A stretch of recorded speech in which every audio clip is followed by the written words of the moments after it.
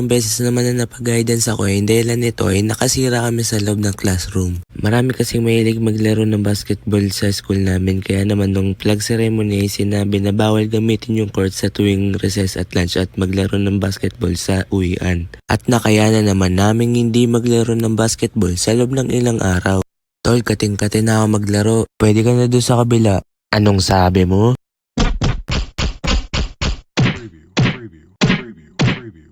Sandali lang, may naisip ako. Dito lang tayo sa loob ng room maglaro. Sige, kaming tatlo lang nasa room ng oras na yun kaya perfect timing talaga sa amin na maglaro. Buti sana kung matinong basketball yung ginagawa namin kaya lang hindi. Ang ginagawa kasi namin, yung bote, nahagis sa amin ng pataas para bumording sa kisame at mashoot sa basurahan.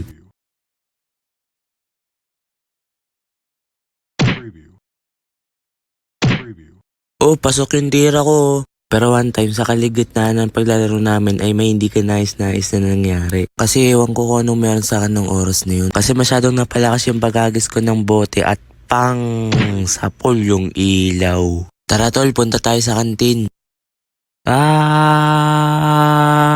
Hoy! Sandali lang! At lagpak kami sa guidance at nasermonan talaga kami ng malala. Ang masama na ito ay araw-araw nang chinecheck yung bag namin kada napasok kami.